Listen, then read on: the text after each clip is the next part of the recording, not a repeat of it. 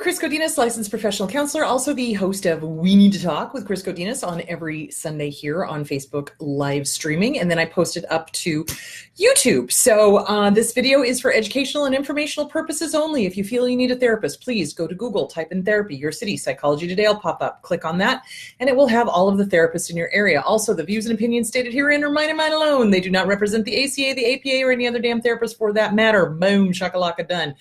Okay, let me get all of this stuff out of the way. So if you are interested in my books, they are up on Amazon. So you can get them on Amazon print on demand. They are paperback. This one, You Can Lead a Horse to Water, but You Can't Make Him Cha-Cha, is available on Audible. So you can go get it on Audible if you want to listen to it instead of read it. The one for What's Wrong with Your Dad is coming out at some point. I don't know why it's taking so long, but it is. So eventually it will get up on to Audible. Also, if you are interested in, I should turn off my sound so things don't go bing and bong. If you are interested in this cup, I am selling them on eBay. So you can go to eBay and pick them up. Apparently, I can't do England yet. I need to be a seller for 90 days. So there that is. Hi, everybody. So this is available on eBay should you choose to do that. Also, if you could, pretty please, sweetheart darlings, loves of my lives, if you are interested in going to the lecture in Boise, please go to Eventbrite, the Mercury Eventbrite site.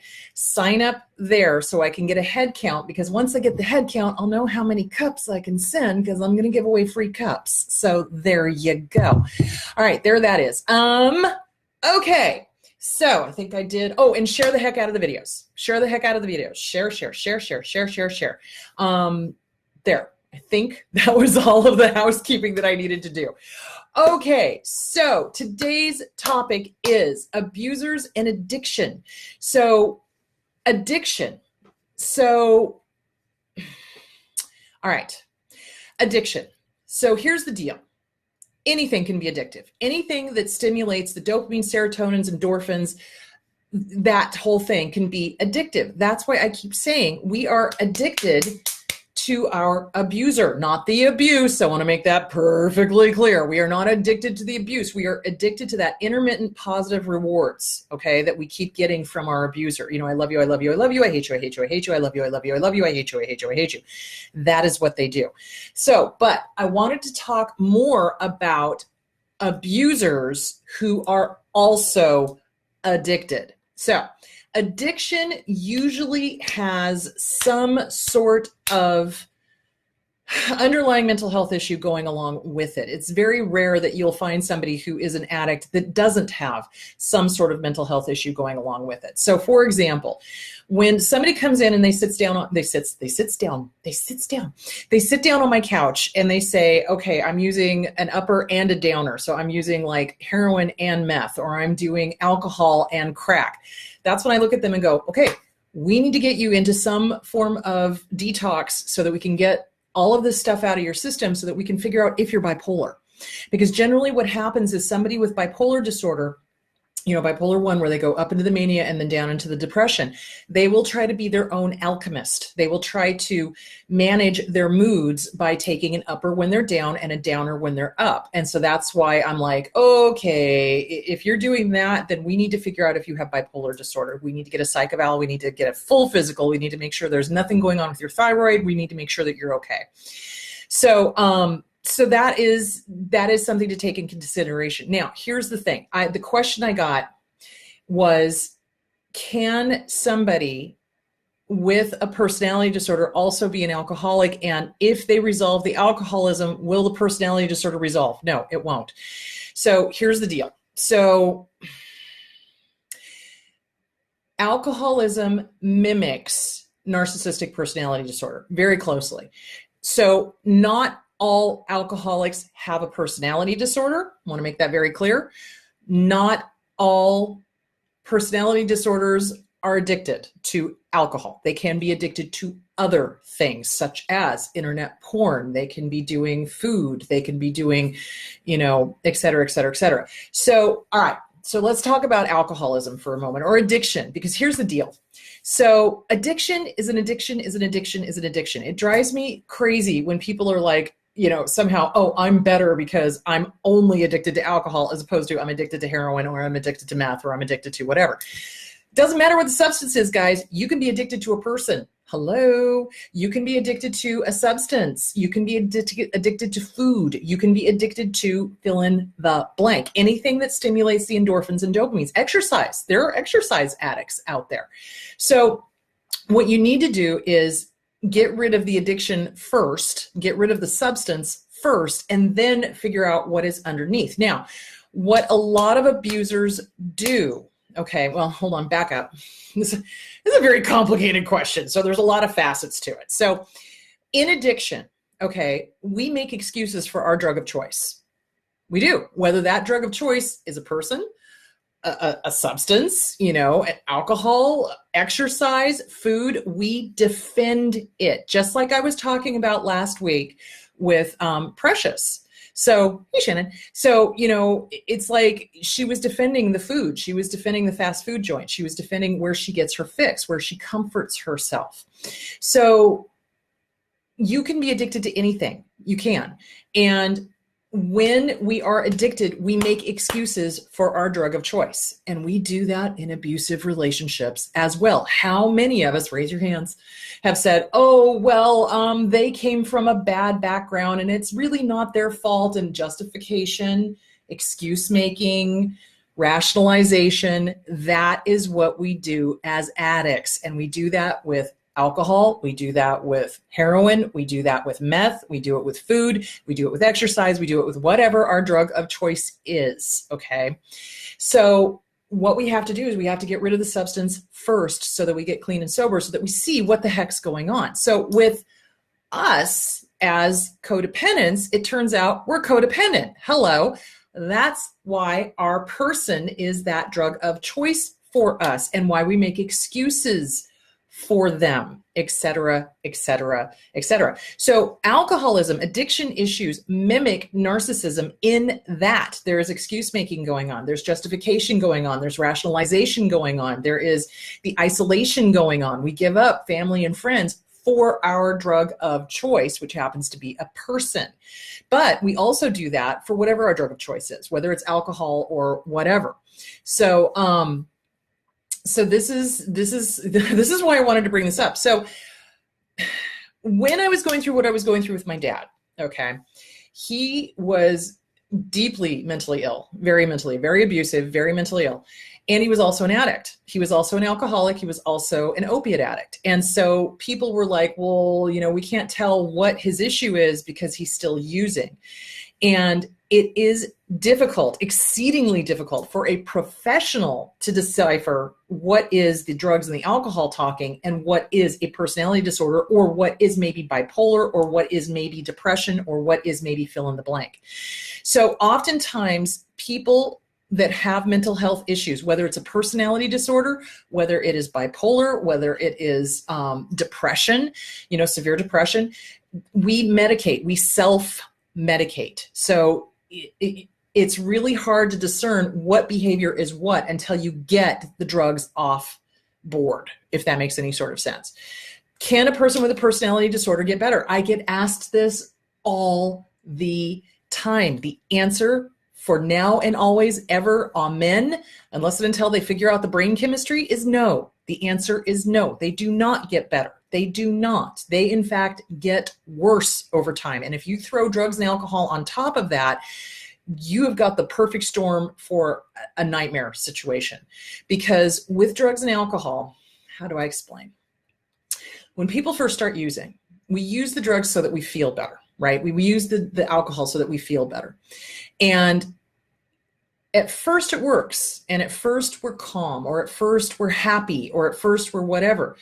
But eventually our tolerance to the drug gets upped, and it takes more and more and more and more and more in order to get that same feeling. Okay, translate this over to an abusive relationship. With our abuser doing the intermittent positive rewards, we are absolutely hooked because we want more, we want more, we want more, we want more. When we are using drugs and alcohol, we want more of that substance in order to get the same feeling. Eventually, the personality starts changing, and you go from a happy drunk to a raging, like angry, like drunk, okay?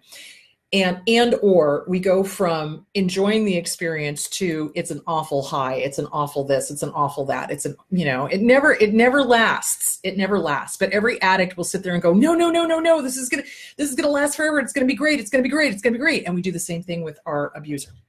So it is a really hot button topic, and it's really important to understand addiction. So. Oh, how do I explain this? I know I'm kind of all over the map today, but it's kind of a big topic and it's a lot of different facets. Lao Tzu, I believe, is the Art of War. I think I've mentioned it before. And he basically said, in order to have a 50% chance of winning against your enemy, you must know yourself. In order to have a 100% chance of winning against your enemy, you must also understand your enemy. So you've got to understand all of this stuff. You've got to understand how we think as addicts ourselves and how our abuser thinks so that we understand what they are doing so we can sidestep all of this stuff. So, okay, backing up. And there's something else I wanted to touch on. Now, when I first started out, I worked at the homeless shelter, okay? And I worked exclusively with meth addicts and crack addicts and alcoholics and all of that. And one of the things that they kept saying over and over and over again was, well, I can't trust so-and-so, who was another counselor there, because they're not an addict themselves. And here's my response to that. If you had cancer, would you want your oncologist to also have cancer, or would you want the best goddamn oncologist there is out there? It doesn't fucking matter whether somebody has been there, done that. That's the ego talking. If somebody has educated themselves in this topic and they get it, then that's good enough. So get your ego the fuck out of the way. It doesn't have to be a practitioner that has also had an addiction as well, or has also been through an abusive relationship as well. All it matters is that they have educated the fucking shit out of themselves and they get it. That's what's important. So, it's like, think of it that way. It's like, do you want your oncologist to also be struggling with cancer at this point? Or do you want them to be so fucking educated in this shit that they know exactly what they need to do to help you? Boom. Shakalaka. There that is. So, okay. So people with a personality disorder. All right, let's talk about narcissism and also borderline. So because of the emotional dysregulation in borderline personality disorder, you will find a lot of addicts that also have borderline personality disorder. And again, it's hard to tell the difference between, is the emotional raging because of the alcohol or the drugs, or is it because of the personality disorder? Which is why when somebody comes in and they say, I have this symptom, this symptom, this symptom, this symptom, first thing we have to do is get you off the drugs. We have to get you into detox. We have to get you clean and sober. Somebody was also asking about why don't they do detox at home? Well, let me tell you this. There are only 2 drugs out there that will kill you coming off of them. One is benzodiazepine. The other one is alcohol. And they use benzodiazepine to step you down from alcohol in detox centers. So it has to be monitored. You have to be on a heart rate monitor. So here's the deal. When somebody is a severe addict, especially with alcohol, and they literally cannot get out of bed and get their day going without having quote unquote hair of the dog, right? They're so addicted that they need to have alcohol in their system.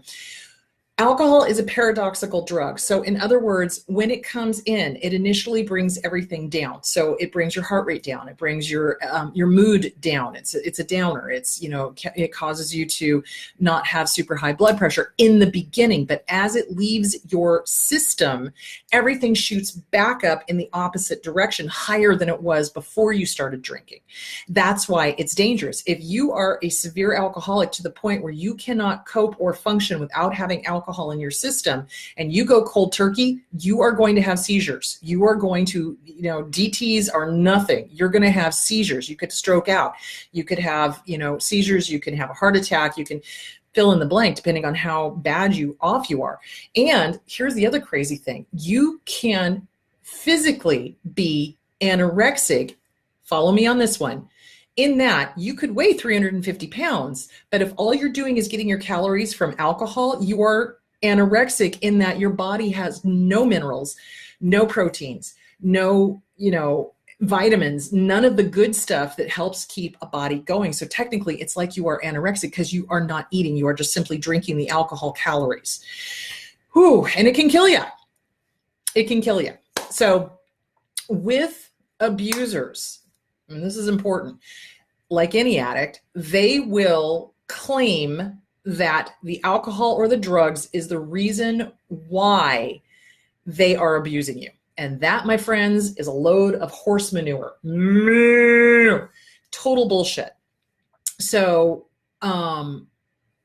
this is why it's like, if somebody is being abusive to you and they are drinking, yes, it could possibly just be the alcohol or just be whatever drug they're on. It could possibly be that. So, and you don't need to be around it. And you cannot save them. And this is where we as codependents oftentimes get hooked up with people with narcissism or people with borderline personality disorder that are addicts, because we want to help them. We want to save them. And the best way you can help or save them is to not enable them.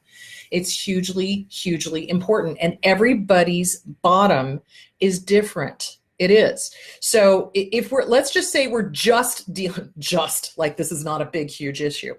Addiction is deadly, guys. It kills. It abso-fucking-lutely kills. One of the most heartbreaking stories I have coming out of the homeless shelter was we were working with a guy who was abusing methadone. Was it methadone? Oh, shoot. I think it was methadone.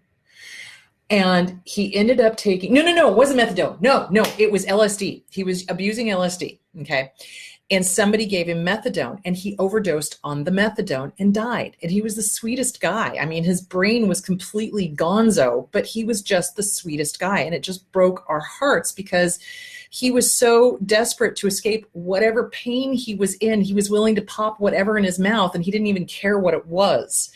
So it's deadly. It's deadly. It's deadly. And my heart has great compassion for us as recovering addicts.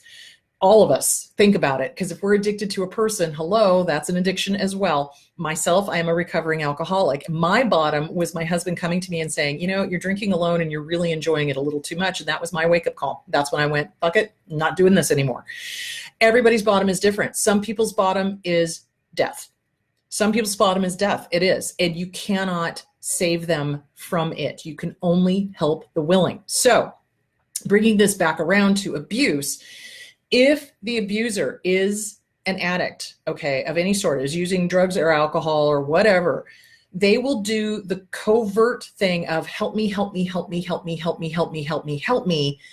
but not really want the help. So you'll offer them, hey, go to AA. Hey, let's go to Al-Anon. Hey, let's go here. Hey, let's go there. Hey, how about rehab? Hey, how about therapy? Hey, how about this? Hey, how about that? And they will come up with an excuse as to why they can't or why they won't. So this is something to keep in mind. I'll tell you a little story. Tell you a little story out of this book. So my dad was addicted to opiates and alcohol. And he continually said that he had out of control migraines, and he went from doctor to doctor. He doctor shopped. And so he finally went to this migraine clinic in Texas, and they told him point blank, it's like, you don't need a physical doctor. You need a counselor. This is all in your head. This isn't, you're addicted. You don't have this problem. You don't have migraines. You're feeling emotional pain.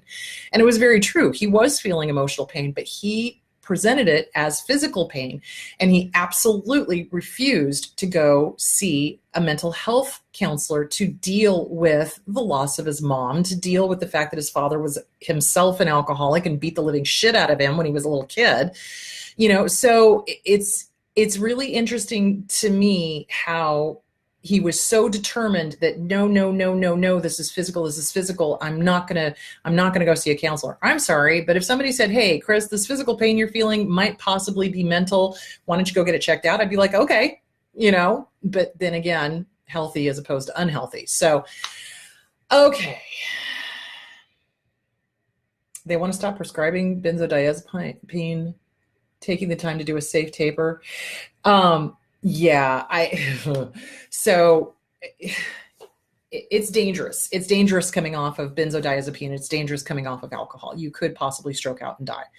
So that's why I am a firm believer of, if you are an alcoholic and you do want to get clean and sober, go to a reputable rehab. Now, the problem of it is there are tons of disreputable rehab places out there. And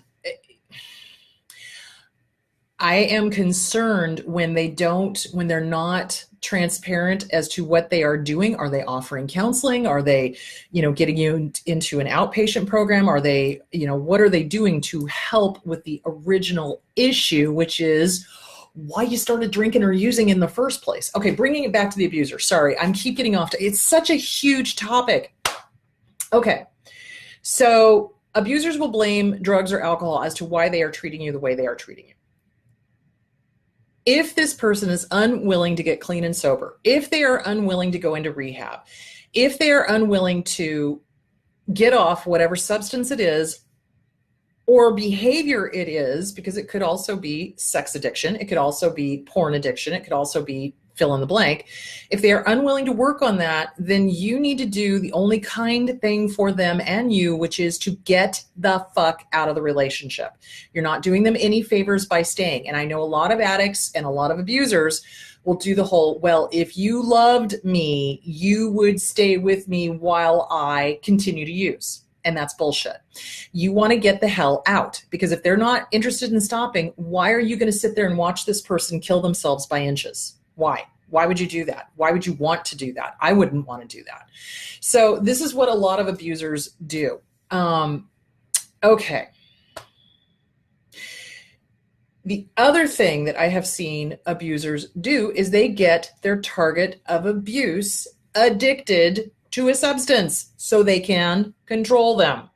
So really important to watch what the partners are doing. Are the partners insisting that you drink with them? Are the partners insisting that you use with them? Are the partners insisting that you have to be doing the exact same thing that they are doing, whether it's drugs or alcohol or food or sex or exercise or whatever? So they try to get the target of abuse and abusing themselves with whatever substance they're abusing themselves with. Hold on just a second.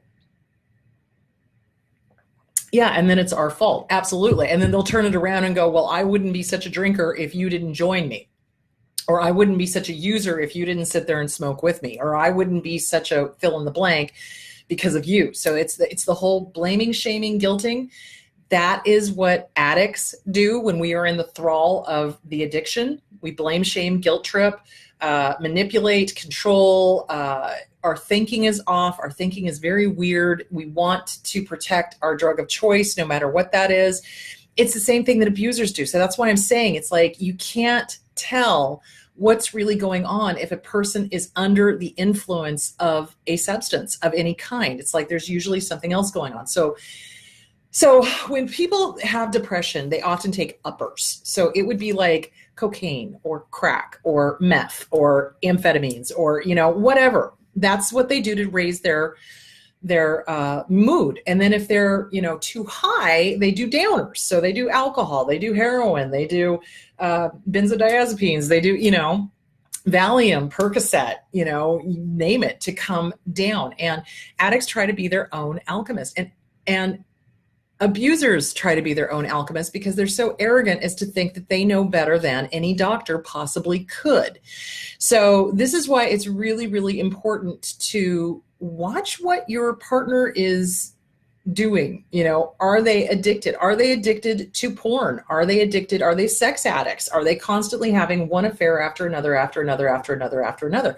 Because the personality disorder that does that the most is narcissistic personality disorder. Now, with borderline personality disorder, what happens is that borderline is chaos. And remember, borderline is born of trauma. So when somebody has got a great deal of trauma and they're not coping with it well, and they've got the predisposition to borderline and they're doing all of those traits, you need to have 5 out of the 9. Oftentimes they will get addicted to some sort of substance, usually alcohol, in a way to try to calm the chaos down. So again, not uneducated, I don't want to say that, but somebody who's not in the field, who hasn't dealt with addiction issues. Okay, somebody who hasn't trained themselves in psychology, it's going to be really hard to tell, is this person this way because of the drugs, or are they this way because they're masking some other mental health issue? So it really, the proof is in the pudding when you do like an intervention with somebody and you give them the letter and say, hey, we love you. We really want you to get healthy. Here's how we, need to see this go down. Addicts don't like being told what to do. We just don't when we're in the middle of it, because again, ego. It's ego. Ego is the thing that's running the show. Ego is the thing. It's like that little devil on your shoulder just going, come on, you can have one. Come on, one's not going to hurt. Come on, da-da-da-da-da. Come on, they're wrong. Blah, blah, blah, blah, blah. So if they are unwilling to go get help, again, do not enable them. Walk away. Cut them off. That's the only thing you can do at that point, because if you enable them and you keep being in a relationship with them, they are going to drag you down with them. Guarantee it. Okay. All right. So I just wanted to make sure. Oh, so with personality disorders, if they are caught when they are at the traits of end, and I will explain this again, with any personality disorder, there's traits of, little, maybe one or two of the criteria are being expressed, but not 5, not 9. If there are traits of, those can be worked on. You can get with a good DBT therapist. You can get with a good CBT therapist. So DBT is dialectic behavioral therapy. CBT is cognitive behavioral therapy. You can get with a good therapist and start working on why. So with borderline, when it's down at the traits of end, it's the quiet type or it's the self-harming type. It is born of trauma. It is born of trauma. So you got to get with a good therapist who understands trauma to start working on that underlying root of why all of these other behaviors have started in efforts to cope with the PTSD or the CPTSD, depending on what the trauma was. So with that, yes, it can be worked with. Caveat. Once somebody has gotten down the line of malignancy and their ego is so entrenched that they have never done anything wrong, they are never wrong, nothing they've done is ever wrong, it's always somebody else. Houston, we got a problem, stick a fork in them, they're done. They're done. And you can't help somebody who's unwilling to take a look at what their part in the world is. So with narcissistic personality disorder, again, couple of traits, okay, fine. You can kind of work with that person on that. However, narcissistic personality disorder has a less successful rate than borderline personality disorder does in working with DBT because, again, the ego is so ginormously huge that they will not or don't want to take a look at what their part is, and they are more invested in being right, and they are more invested in everybody else being wrong, and they're more invested in being the only expert on the face of the planet on everything, et cetera, et cetera, et cetera. So, okay. When somebody with narcissistic personality disorder reaches malignancy, they have generally picked up a few other issues, such as psychopathy, psychopath. Okay, now we're talking dark triad. So psychopath is, no moral compass, no ability to, no, they don't feel bad. They absolutely do not. They absolutely do not. So when somebody has reached the dark triad point, they do not feel bad. They don't. They say they do, but they don't. And I'm going to get to that in just a second. So they've got the psychopathy, no moral compass. Their sense of right and wrong is completely skewed. It's all about me, I, more, my sexual organs, basically. Then they've got Machiavellianism, which is control. And then they've got the narcissism, so it's all about them. So they do not feel bad because there's no moral compass there. You have to have empathy. You have to have that empathy cog, and you have to have that moral compass to go, this is right, this is wrong. Ooh, I don't like it the way I feel when I do wrong. Ooh, that's not good. Do you see where I'm going with that? With people with malignancy, when they've reached the dark triad, there's no moral compass. It has gone bye-bye. When somebody is in the throes of addiction and the drug and alcohol or whatever has completely taken over the person, they too have lost their moral compass because, the shelter was filled with people that would, sell their grandmother to get, crack cocaine. They'd completely lost their moral compass. And of course, the sad thing of it is that, yes, BPD do feel empathy, but the narcissists don't. Absolutely not. Absolutely. Yeah. Borderline personality disorder. Again, two different personality disorders. Borderline is born of trauma. And oftentimes with borderlines, they feel a lot and they get overwhelmed. So, and that's fine if they're working on it and they can learn how to protect themselves and how not to take it out on other people, which they can if they're at the lower end of the spectrum. Once they have reached the witch and the queen, not so much. They're pretty much done. Okay, where was I? Oh, so with narcissistic personality disorder,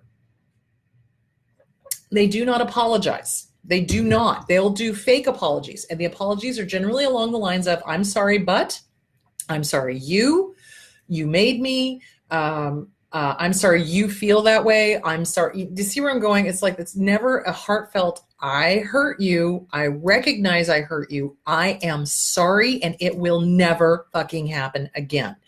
So, yeah, they don't, they absolutely don't. And,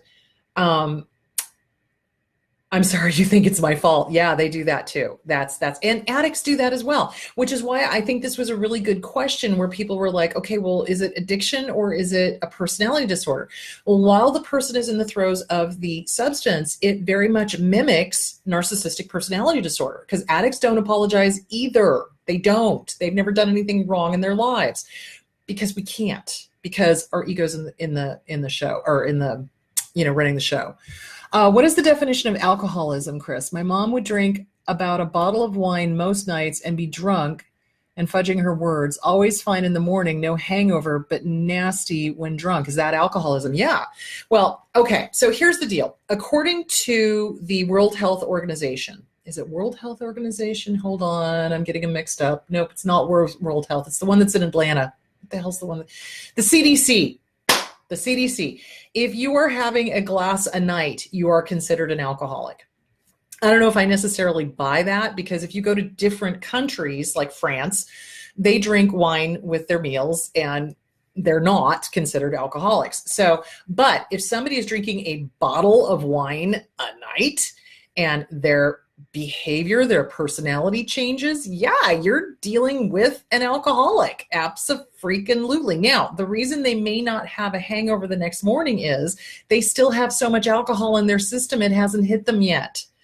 Think of that. So when somebody drinks a bottle of wine a night and they're not hungover and they're not, feeling the effects of it, it's because the alcohol is still in their system and you don't know what they've been drinking in the middle of the night after they've gone to bed. So yeah, that's alcoholism. That absolutely is. Here's the definition for me. If you need it, not want it, there's a big difference. It's like if you need it to survive, if you need it to feel better, if you need it to function, Houston, you're an alcoholic or you're a drug addict. You're some sort of addict. It's like, it starts off oftentimes as liquid courage. So people drink in order to feel courageous, a little shot to get them out there, kind of thing. And then it starts progressing and progressing and progressing and progressing and progressing and progressing. And that's the danger. And especially if there is a history of alcoholism or drug addiction in the family, you've got to be very, very careful because nurture, how much of it is nature? How much of it is nurture? Well, I can trace my family history back 8 generations and I can show you 8 generations of raging alcoholics. So yeah, I mean, it's crazy go nuts. Not coincidentally, they were all lawyers. So, okay. All right. Good Lord. Yeah, actions always speak louder than words, Jade. That's a really good point. So somebody can say, I'm sorry, but if they continue to do the same behavior over and over and over again, they're not really sorry. And that brings me to another important point. The other thing that I will see abusers do is they will claim that they're going to go get sober. They'll claim that they're going to, never do this again. I'm never going to drink this much. I'm never going to beat you. I'm never going to, whatever it is that they're doing. And they'll stay sober for a couple weeks maybe, and then they're right back to using again. So again, that action speaks way louder. Now, is relapse a part of recovery? Yeah, it is, because you're going to relapse probably before it finally sticks. So it's a matter of statistics. You know, some people recognize they have a problem, they quit, they've never drunk again. I've yet to meet those people. Then there's another section of people that recognize they have a problem, go into recovery, relapse, go back into recovery, do fine, and they're okay. And then there's another group of people that just go, fuck you, I'm not going to quit using, I don't need to quit using, and they just continue to stay, you know, high as a kite. So it just depends. It depends on how badly you want it. You know, and if a person wants it badly enough, they'll make it happen. That's all I can say.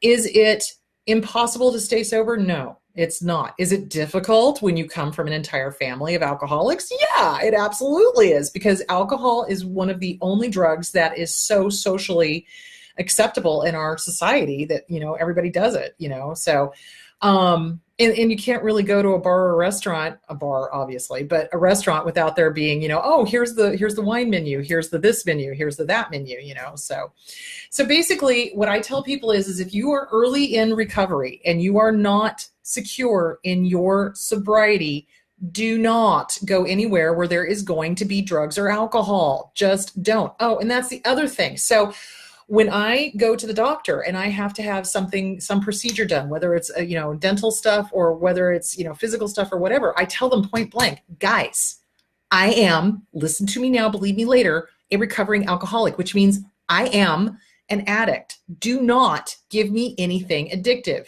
So here's a little story. I was in a motorcycle accident in 2010. I broke my wrist and I had to have surgery on this. The thing I told the physician in the emergency room was, I am an addict. Do not give me anything addictive. You want to know what he gave me? Fucking Percocet. I'm like, did you hear what I was saying? Did you get where I was going with this? So I just handed it to my husband and let him be the monitor of that, because even though Percocet was not my drug of choice, mine was rum and tequila. Even though that was not my drug of choice, I know goddamn good and well that if something makes me feel good, my little addict brain is going to go, ooh, pretty. You know what I'm saying? And you don't want that. You can substitute. And that's the thing. Everybody thinks that, oh, just because I'm an alcoholic, I'm immune to other addictive things. No, you're not. So you've got to be, it's like Harry Potter, the guy who was always constant vigilance. You must be constantly vigilant, and you must tell your dentist, you must tell your physician, do not give me anything addictive because I'll fucking use it. So you've got to be aware, and you've got to be honest, and you've got to be open. And this is where a lot of alcoholics go south, is that they're embarrassed and they don't want to tell people. And, you know, to me, it's like anything else, loud and fucking proud, people, loud and fucking proud. It's like, yeah, I'm a fucking addict. Gonna judge me? Fuck you. You know what I'm saying? It's like, at least I would rather be honest and say, do not give me this stuff. I don't want any of this stuff. Okay, I'm an addict. Hello, are you listening to the words coming out of my mouth? You know, as opposed to not saying a word and then getting prescribed, you know, God knows what. All right. So yes. So addiction to technology. Good point. So yes, you can become addicted to your phone. Yes. And this is a problem with kids. So kids at a very young age are just being handed iPads and handed phones. And what it's doing is it's shortening our attention span incredibly, so that they have to be entertained all the time. So last night I went to the baseball game at the stadium here, and it was sad and pathetic because their pitching was horrible. Dear God, I want to find the pitch coach and bitch slap him, because I'm like, why did you keep him in for six? Don't get me started. Don't even get me started. The Giants totally spanked us. Totally. And it was not pretty. So, but also being from Northern California, it was kind of hard because it was kind of like, oh, yay, the Giants won. Wait, I'm surrounded by Diamondbacks fan. Oh, shit. So, but anyway, there was a little girl sitting next to me, and she, addiction to control, we'll talk about that. She could not sit still to save her life. She probably had some ADD going on. And the other thing I noticed is she was fine as long as she was on her phone, and her grandmother got fed up because obviously the grandmother spent all this money to take them to the baseball game. And they, she was just sitting there buried in her phone playing this game instead of participating and, doing the clapping and the singing and all of this stuff. And so the grandma got mad and took the phone away from her. And that little girl, you would have thought, seriously, I mean, I'm sitting there watching the behavior and I'm like, ooh, I've seen grown adults do that when you take away their drugs and their alcohol. I mean, she was meltdown like nobody's business. And she kept bugging the grandma. Well, when can I get on the phone again? When can I get on the phone again? When can I get on the phone again? The grandmother finally said, you keep asking me, you're never getting on the phone again. And I was like, whoa, okay. So this is what I see a lot of parents today doing, is that in order to shut their kids up, they are literally getting them addicted to this, which is not good. It's like kids learn from outside sensory stuff. So that's why when kids are going on like road trips and stuff, it breaks my heart when I see them buried in a phone or buried in a screen watching a movie. It's like, this is how we learn about our world. This is how we communicate. This is how we, and when my mom and I would go on trips, with dad was, he was crazy to travel with, but mom always made it fun because she would do things like, let's name all of the capitals. She actually like interacted with us. And I don't see that happening with these kids that are like, into their phones like that. Is it an addiction? Yeah, it is. Is it dangerous? I think it is. You need to be aware of your outside world. You need to be looking at your outside world. What's out there? So when we would travel, we would do like the license plate game. It's like, can we see license plates from all 50 states? Can we get the alphabet game? Can we get all of the letters from license plates or from road signs or whatever? Or even just staring out the window, watching the countryside go by. And I would see this beautiful old farmhouse, which if you guys know anything about me at all, on my personal page, which nobody here, unless you're my friend, has access to, is that I post Victorians all the time and old farmhouses because I freaking love that kind of architecture. And so I would see one of these houses and then I would create this whole story in my head and I'd be like, oh, I should write that down. So do you see where I'm going with that? It helps with the imagination if you're not buried in a phone game the whole time. And so, yeah, is it addictive? You betcha. Are there people that just cannot walk away from the internet? Absolutely. Same thing with television. Same thing with anything. It's like, get out and live your life. Oh dear. Good Lord. I'm missing stuff. Hello. Yeah, a lot of schools these days are doing everything online. I don't have a problem with online learning. I did a lot of online learning when I was getting my master's degree, but it's like, okay, that's great. Online learning is great, but the classes I had the most learning experience in were with other people. So I could see the professor face to face and we could all talk and, get a feel for what's going on. So you want to mix it up. You don't want it just to be strictly online. You want to definitely mix it up so that you have some classes that are in person, because you need to socialize. You need to learn how to get along with people. So there that is. Yes, social media is designed to hook you in. Yes, people do get addicted to Facebook. That is another addiction. Again, anything that stimulates the endorphins, the dopamine, serotonin, norepinephrines, any of that stuff. Now, here's the other thing. Personality disordered people, now we're talking narcissism here, are so addicted to Facebook, Instagram, Twitter, etc., because it's an instant gratification. It is. So, if somebody hits that like button and, wow, that kind of thing. I really try to limit my time. I mean, you will see me on Facebook a lot answering questions and posting things like that, and that's fine. But it's like, I don't sit there and just wait for the next like to come along. It's like I'm doing this to help other people.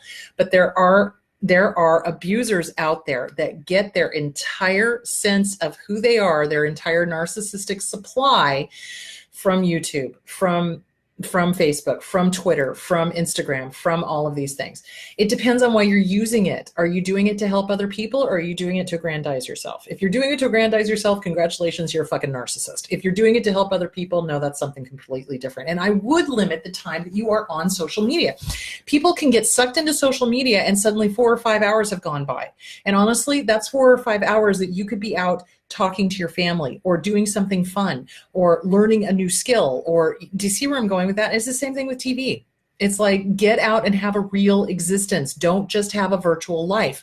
Go live a real life. Go experience, go have fun, go travel, go try new things, go meet new people, go do stuff. It's important. And it's important not to just get stuck and comfortable and stay safe, you know, in social media world. So there that is. Okay. All right. Where was I?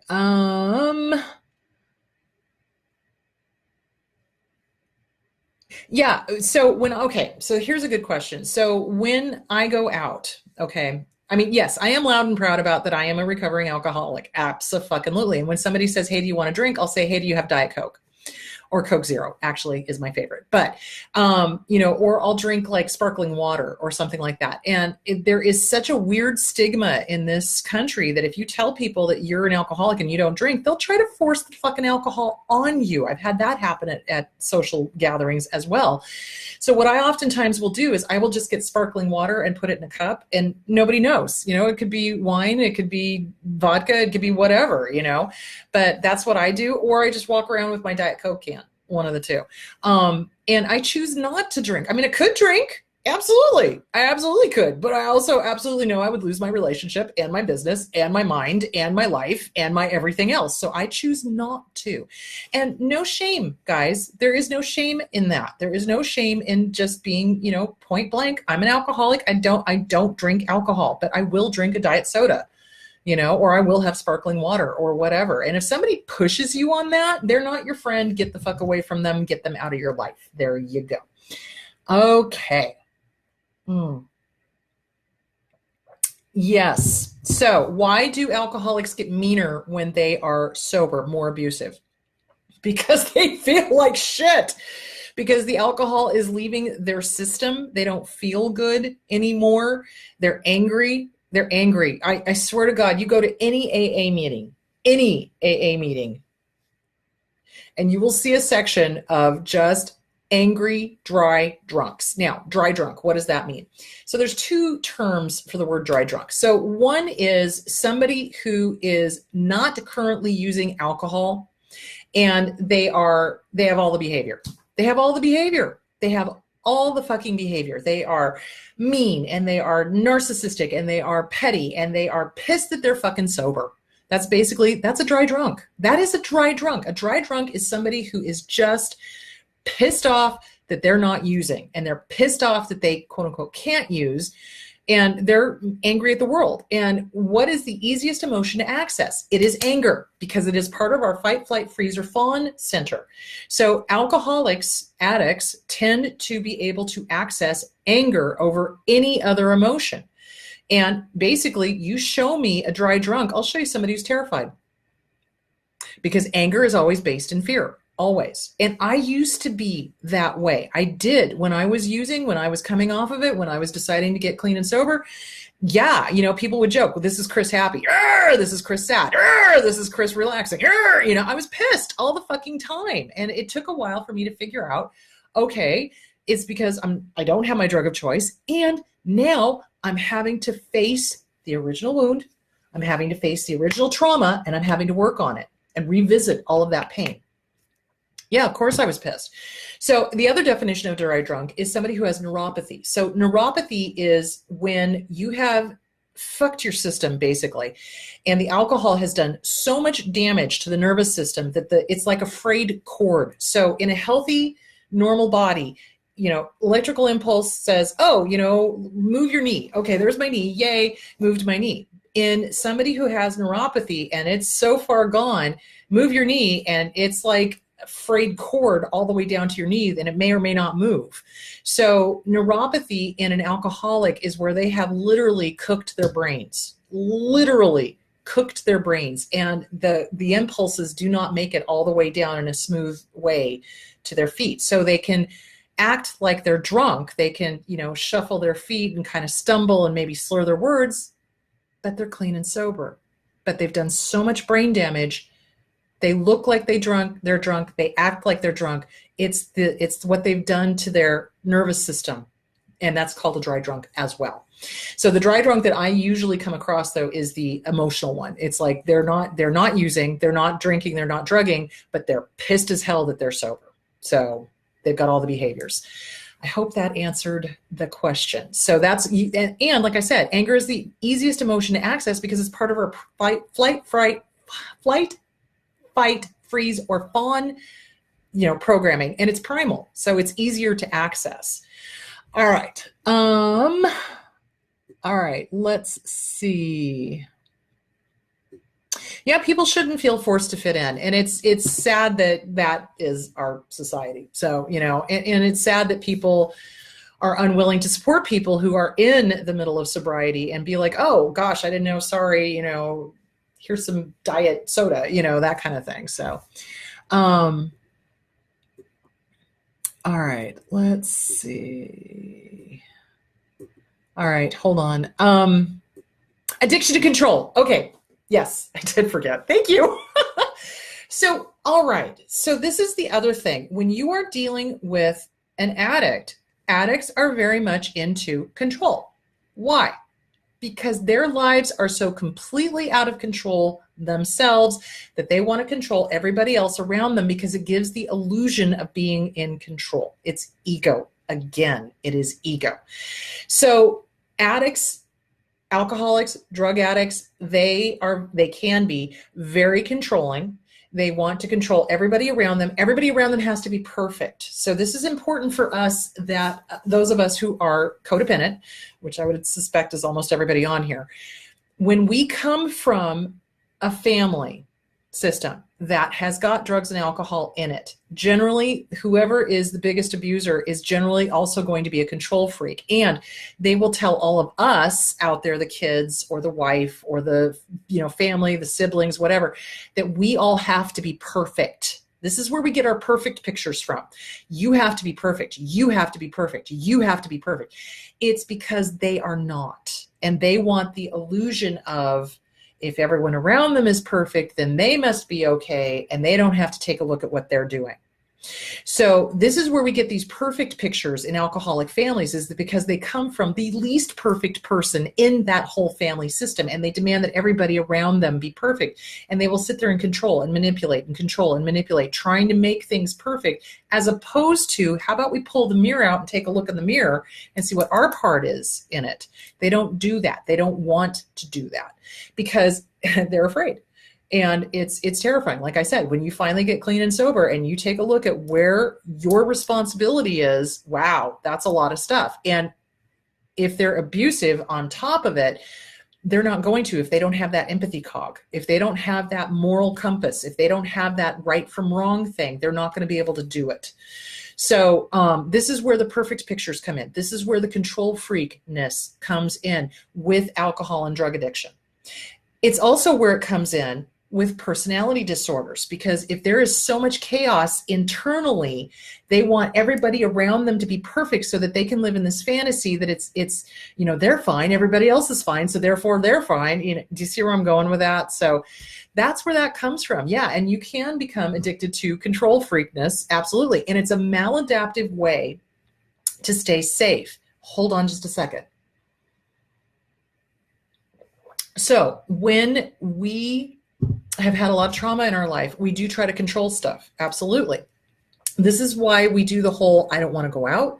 This is why we do the whole, oh my gosh, it's not safe to go to the mall, or, I don't want to be around people or whatever, because we're afraid of the X factor. And the X factor is stuff we can't control, especially if we've had a great deal of trauma or abuse. And so we try to control as much as we can in a maladaptive way to try to stay safe. But what that ends up doing is it gives us agoraphobia, and we end up not going anywhere, and we stay in our house and we never get anything done because we're terrified of going out. And it's all fear-based. So that's a little different than the perfect pictures that the addiction is causing the person to do, or the personality disordered person is causing to do. So yeah, it's a maladaptive way of trying to stay safe. And here's the deal. You cannot control everything. You cannot. You can control you, but that's it. You can control your reaction to things, but that's it. Is the world going to be a completely safe place? No, it's not. It never has been. The world is not Disneyland, and even Disneyland has had some really horrible things happen.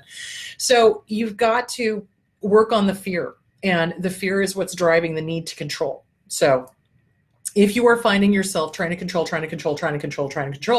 got to take a deep breath, get with a good therapist, start working on the fear, recognize that you cannot control everything. Weird shit happens out of your control. Nothing you can do about it. So yeah, that's where that all comes from. I hope that explains that.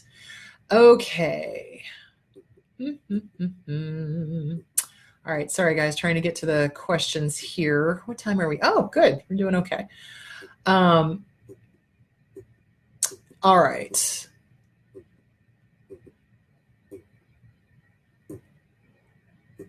Oh, okay. Lack of boundaries. So addicts don't have boundaries. Addicts don't have boundaries. We don't have boundaries. When we're in the thrall of the addiction, we do not have boundaries. What's yours is mine, and what's mine is mine, and everything else. Same thing with a fucking narc. So a big, huge red flag is when somebody goes through your phone, okay, and they're looking for stuff, okay? It's not okay. That's a boundary. So when you're in a relationship and somebody you just met is suddenly going through your phone and questioning you on who's this and why did you talk to them and blah, blah, blah, blah, blah, blah, blah, blah, blah, that is a huge red flag. And that whole scenario can become very addicting to the abuser. They get off on it. So recognize that these behaviors are for them as well, because it gives them that power rush and putting you on that, hot seat, and why are you doing this and why are you doing that? And it puts them in a position of one-upness. So yeah, you want to be careful of that. Or anybody that goes through your personal stuff, anybody who goes through your mail, anybody who goes through your email, anybody who goes through your phone, anybody who goes through your Facebook or your Twitter or your LinkedIn or your this or your that or the other thing. Yeah, those are all ginormous, huge red flags. Boundaries. Healthy people have got boundaries, and you don't violate another person's boundary. And if you accidentally violate somebody's boundary, you clean it up, you acknowledge it, you admit it, and you don't ever fucking do it again. So I hope that answered that question. Okay. Sorry. Trying to get through these questions. Yes, some narcissists will claim that they are superior to Facebook. I don't need to be on Facebook. I'm better than Facebook. I'm better than Twitter. I'm better than blah, blah, blah, blah, blah, whatever. So yeah, they come up with all sorts of stuff of how they're better than everybody else. Ooh, recovering for 23 plus years. Good for you, sweetheart. Good job. All right. Oh, so Alcoholics Anonymous. So let's talk about this.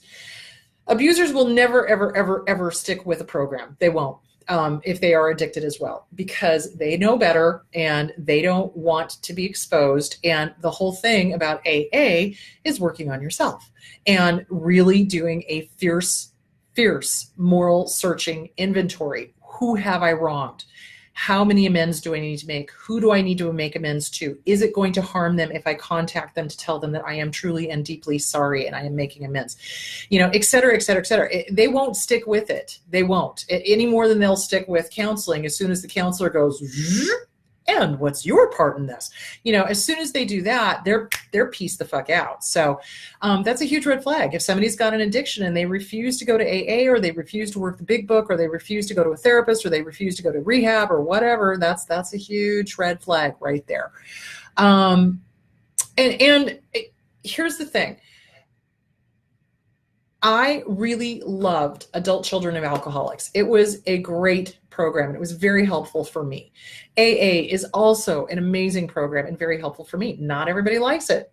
But if they won't go to AA, they at the very least should be doing some sort of working the big book, doing outpatient, going to counseling, something. Okay. If they're not doing anything and they're like, oh, I can white knuckle it, I can do it on my own, Houston, you got a problem. It's the ego is in charge. You betcha. So, because here's the deal. It's like, yeah, we can work on ourselves up to a certain point, but I'll tell you what, it's oftentimes going to take an outside independent third party or support group for us to have that mirror back to us on, oh shit, I need to work on fill in the blank. Do you see where I'm going with that? Because our egos are not going to allow us to see the whole thing. So there that is. Okay. I made a huge progress in my healing work, but I still have issues with procrastination. Okay. So here's the deal. Procrastination is a form of control. It's a power and control game because you can control that. You absolutely can. So what we oftentimes do is we procrastinate and we push things off to the last minute, and then we put this huge amount of pressure on ourselves to do whatever it is that we were supposed to be doing for months and months and months. It is a power and control issue. So where in your life did you not have power and control? Why are you taking your power and control and only using it in that area? So that's when you want to pull out the self-esteem workbook and the inner child workbook and start working on this stuff. So not being procrastinating is a form of self-love. So in other words, you give yourself the time that you need to get things done and you don't push yourself to the very last second. Is it a form of depression? It could be. It absolutely could be. What I find oftentimes it's because it's the only way that we have control over something. So you want to take a look at where in your life did you not have control? Who took the power away from you? Or is this a learned behavior? Is this something that mom and dad did and you're mimicking it? So something to take a look at. Okay. Sorry, guys. I'm trying to get this all in. Hello, Canada. Oh, it's Canada Day today, I think. So, oh, Canada. I love you guys. Okay. So... Okay, my boyfriend's mother says she doesn't get why everyone else can drink, but she can't. She drinks at least 2 to 4 times a week, but she acts like she thinks it's somebody who drinks every day. If her doctor told her you could live another 20 years if you stop drinking and live 7 days, she'd pick the 7 days. So sad. Yeah, and we do, when we're in the thrall of the addiction, we will pick the addiction over everybody. Does that sound familiar? So when we are addicted, let me say that again. When we are addicted, no matter what our substance is, whether it's a person, whether it's a substance, whether it's alcohol, whether it's drugs, whether it's exercise, whether it's sex, whether it's internet, whether it's whatever, we will pick that substance, person, sex, exercise, whatever, over our own family. We will pick it over our own friends. We will pick it over our own whatever. It's because we're addicted to it. So yeah, and we make excuses and we say, oh, it's not that bad. Oh, it's, we minimalize, and we do that with abusive relationships as well, which is why I go back to saying we are as addicted to our abuser, the intermittent positive rewards, as anybody is to alcohol, drugs, sex, internet, you name it. So and we got to work that. And I really firmly believe that the 12 steps is a great way to start getting over an abusive relationship, because we have self-isolated. When we're drinking, we self-isolate. Notice what John said, you're drinking by yourself. So I was isolating myself and I was drinking alone. So it's the same thing with an abusive relationship. We start isolating ourselves from our family and our friends and our own support group, and our abuser makes sure of it. Absolutely. So when we get out of that relationship, we are going to have to recognize. So when I have somebody that comes to me and they want to get clean and sober, and they are working on it, and they have stopped using, and they are going to AA, and they are doing all the right things, I have them write a goodbye letter to their drug of choice. I often think this is a good idea for relationships that are abusive as well, because they are our drug of choice. And we list out every rotten thing that they've ever done to us and what they're going to do to us if we stay in it. And if they can't do that, so let's say, for example, somebody comes to me and they've quit using crystal meth, right? So they write their goodbye letter to crystal meth. And a lot of people have a real hard time with that. They have a really hard time writing the goodbye letter to the abuser as well, because they're addicted. So, dear abuser, dear crystal meth, you did this, and this to me. It's really hard to say goodbye. I don't want to say goodbye, blah, blah, blah, blah, blah.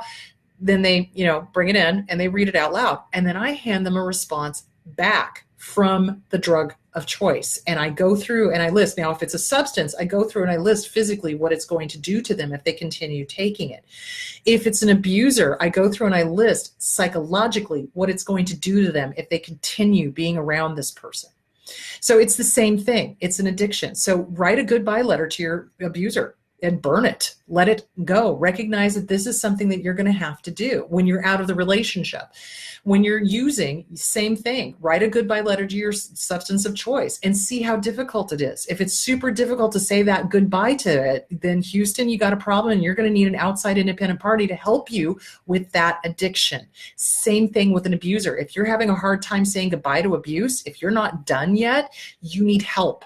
You need to get out of that abusive relationship. It is no different than meth or crack or heroin or alcohol or any other abuse or any other physical abuse, any other addiction, if that makes any sort of sense. Okay, let's see what else we got here. All right. Good heavens, you guys have been really good about talking to each other today. That's awesome. Oh, yes, shame, blame, guilt tripping. So notice the similarities. Alcoholics, drug addicts, when they get caught, will use shaming and blaming and guilt tripping in order to switch the conversation back to the person who brought it up. Abusers do the same thing. It's the same behavior. So you want to be very aware of people that rage and people that flip things around, and don't let them do it. Don't let them do it, whether they're addicted to a substance or whether they're abusive. It's like, this is how they control. This is how they get the conversation to be off of them and onto you, and you don't want that. Okay, hang on. More questions.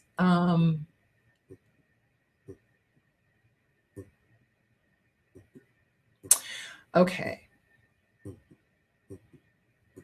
All right, hang on.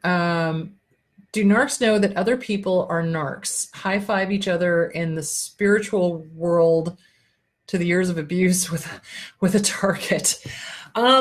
They are attracted to other narcs because, think of it. So when you have a narcissistic abuser, they need their little minions. They need their flying monkeys. So you've got a grandiose one, you've got a major narcissist, and then you have a bunch of minor narcissists.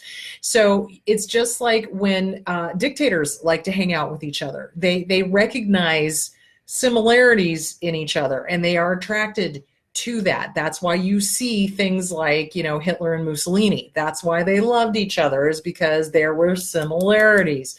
So yeah, they kind of sort of recognize, what they recognize is the power. They don't recognize that the other person is narcissistic and a piece of shit. What they recognize is the power, or the power hungriness. And that's what they are attracted to. Just like flying monkeys are attracted to a grandiose narcissist or a major narcissist. They're minor narcissists, they're attracted to the major narcissist. If it's another major narcissist, yeah, they're attracted to that because, ooh, this person reminds me exactly of me. Fabulous. Me. Agent Smith from The Matrix. Me. That's kind of what it is. So yeah, you're not wrong. Okay. All right.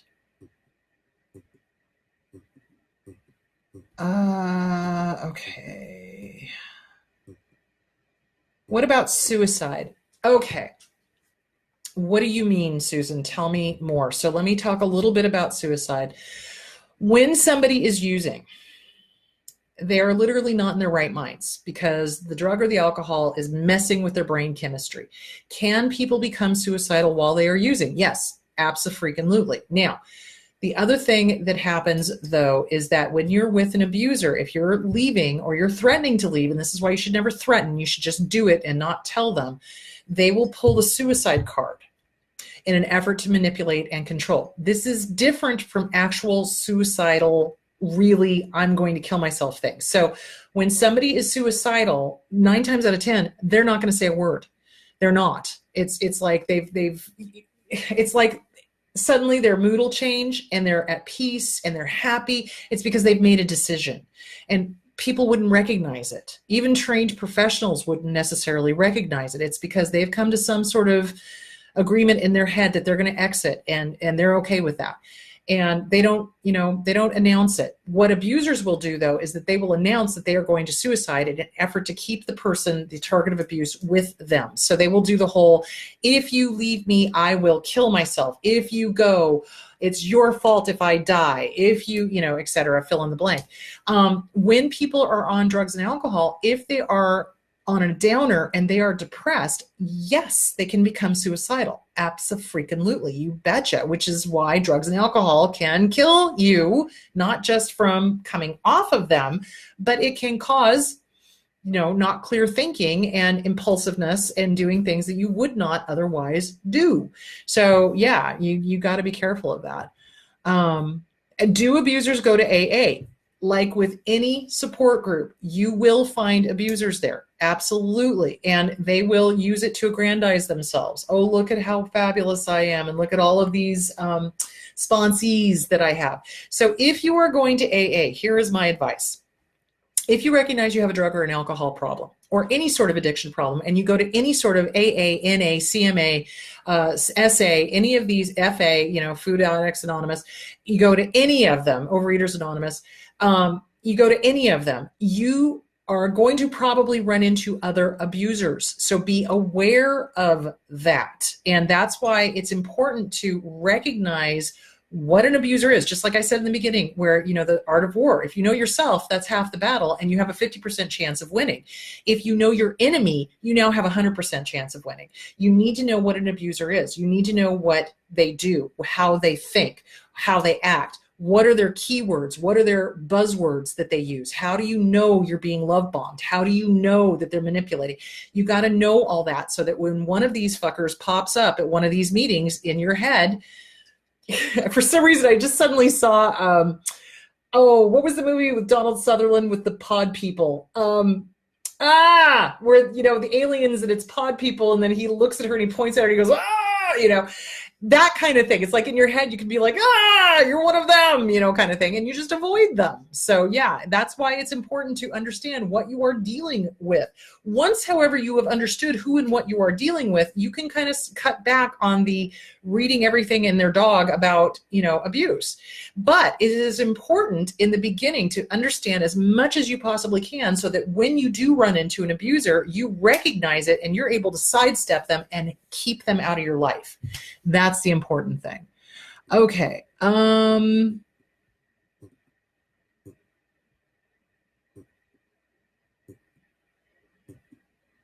Yeah, some of them can fake recovery. They can fake doing the right things, and then in private, they're still drinking. Yeah, absolutely. I mean, again, actions speak louder than words. How do they behave in private? That's what you want to watch for. It's not just what they do in the public eye. How do they behave in private? Are they real or are they fake? And 9 times out of 10, they're going to be fake. Okay. All right. Oh my goodness. Hello, Argentina.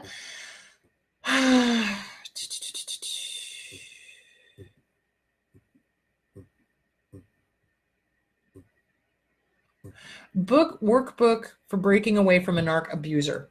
So I think Susan has posted those.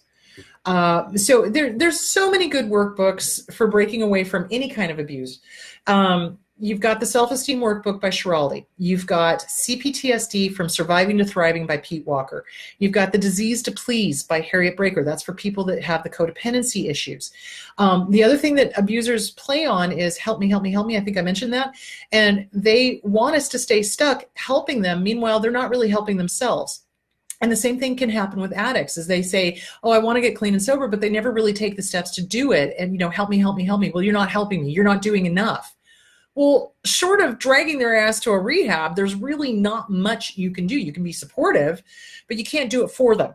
And I think that's the important thing to recognize, which is where the Disease to Please is important, so that you understand this is their issue. Your issue is you being okay and learning to say no and drawing boundaries, et cetera, et cetera, et cetera.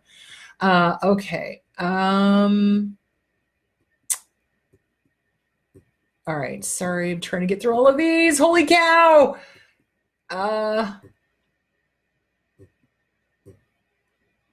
Cognitive dissonance. Yes. All right. So with both addiction and abuse, when somebody's in the thrall of an addiction, they can be simultaneously one of the sweetest people you've ever met on the face of the planet. And then when they're in the throes of their addiction, they can be an absolute nightmare monster. And it's the same thing with abusers. They can do the same thing, which is why I'm saying, if you're not trained in this stuff, you're not going to be able to discern, is this person abusive, or is this person an addict with these things going on, or are they both?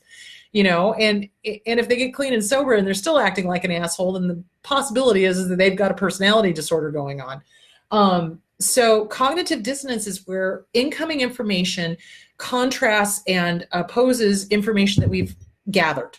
So in other words, it's the fog, it's the fear, it's the obligation, it's the guilt, it's the image of our abuser being this wonderful, honorable person. And then suddenly reality comes in and we're like, no, they can't be that. That can't be, they can't be this way. And then you get confused, and then you go right back into the fog and you start following the line of thinking of the abuser, because to confront that cognitive dissonance is too frightening. Again, which is why it takes an outside independent third party, a good therapist, to help tease that cognitive dissonance out so that you can stop being afraid, realize that reality is what your family and friends are saying that this person is, and start moving forward with your life and get out of the abuse. And that happens to the family and the friends of addicts as well, because it's like, but we know this person to be this, but now they're doing this and I don't understand, and oh my gosh, and that whole thing. Okay. Sorry. I'm trying to read through all of this stuff. Invasion of the Body Snatchers. Thank you, Chris. That was going to drive me crazy. Yeah, Invasion of the Body Snatchers. All right.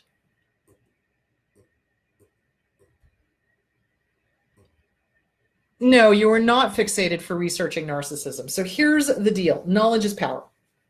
Knowledge is power. If you don't know about something, you don't know about something. If you know about something, now you have power. Now you've got more options. Now you've got a way to sidestep it, to recognize it, to avoid it, to whatever. So whatever topic interests you, learn about it. Learn about addiction, read up on it. Learn about abuse, read up on it. Learn about narcissism, read up on it. I think when it becomes a fixation is once we've gotten out of the relationship and we just keep reading about it and keep reading about it and keep reading, even though we know what to look for. So that's when you kind of have to start focusing in on, oh, I need to get back to the things I love. What do you love? You don't want to neglect you. What is your self-care? What were the things you used to do prior to this abusive relationship that you really loved? How did you take care of yourself? What recharged your batteries? That's the important thing. You can educate yourself on it from now until the end of time.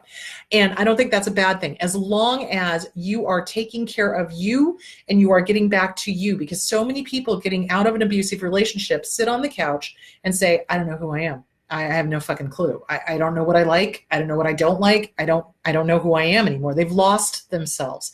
So it's important to balance reading up everything you can, absorbing everything you can so that you recognize it, and continuing to do the things that are going to support you and recharge your batteries and get you back to the best you can possibly be. So I disagree with that in that, researching is not bad. It's not. Knowledge is power. Knowledge gives us options. Knowledge gives us the recognizing our enemy, knowing our enemy so that we can avoid them. Absolutely. Alrighty then.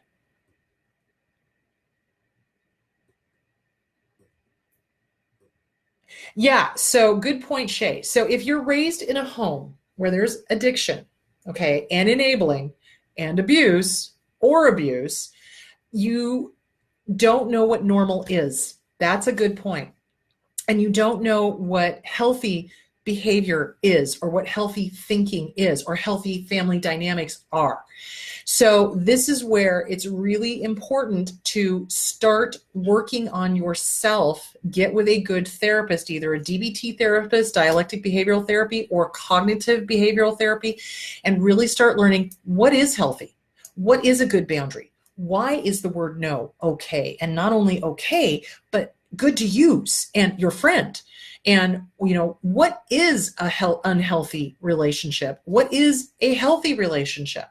So if we come from families that have a lot of addiction or have a lot of abuse or both, it is hugely important that we get in with a good therapist and we start working on our self-esteem, and we start working on the original wound, and we start sorting out what is healthy and what is unhealthy.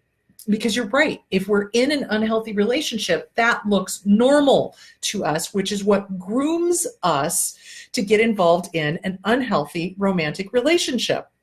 Absolutely. So that's why it's important to start learning what is healthy, what is not healthy, what is a good boundary, what is not a good boundary, what is good self-esteem, what is not good self-esteem, et cetera, et cetera, et cetera. Absolutely. When we are in unhealthy relationships, when we've had an unhealthy, toxic family relationship, we will oftentimes sabotage ourselves in order to not do better than the abusive parent or the toxic parent or the alcoholic parent or the addicted parent or whatever. And that tends to carry on over into adulthood. So if there is a lot of self-sabotage going on, we want to take a look at why. And that's where the inner child workbook is going to come into play. When did that start happening? When did you start sabotaging yourself? When did you start making yourself feel bad? You know, I remember distinctly a point in time when I was living in my family's home in Gridley, and I would, you know, be in a bad mood because to me it was kind of like, okay, well, I would rather put myself in a bad mood and be grumpy than to have a good mood and have my dad come along and slap me and put me in a bad mood. So it's that kind of disordered thinking that needs to be worked on. So you don't want to make yourself feel bad. You want to make yourself feel good. That's good self-esteem. Loving yourself is good self-esteem. Doing the mirror work, looking in your eyes and saying, hi, good to see you. Have a good day.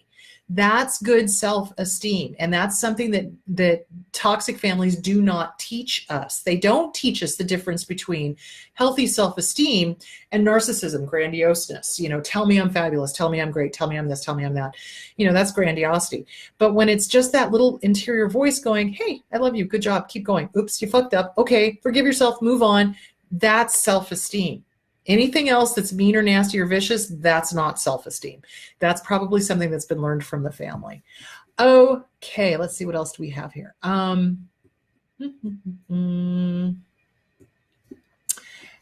do you deal with an abuser that has everyone believing you are mentally ill and has custody of our children, starting to use parental alienation? Okay, that's a tough one. That's probably going to be an entirely different subject, but I will touch on it briefly. Parental alienation is when there is a divorce going on or custody issue going on, and the abuser has turned the kids against the other parent, is using all of the flying monkeys to convince everybody that the other parent is mentally ill and a problem and this and that and the other thing. The only thing I can say is that you have to find your tribe. You have to find the people that know you. You have to not respond to the poking and the prodding, the poking the bear that the abuser does in order to try to make you look crazy. So no matter what you say to these people, you're never going to be the good guy. That's the thing. And they want you to get frantic in your efforts to prove that you are, so that you look completely insane. So the best bet would be to get with a good therapist or get with a good support group that deals with parental alienation and start getting some support that way. You're not going to change the abuser's mind. You're not going to change the flying monkey's mind. Remember, the flying monkeys are minor narcissists themselves, and they are kowtowing to the major narcissist. So, you just document. You might write letters to your kids to be given to them when they turn 18 and hope that at some point the truth will win out. And that's really all you can do. Get with a good lawyer that understands high conflict divorce and high conflict personalities, and do what you can to protect the kids and you. And that's really all you can do.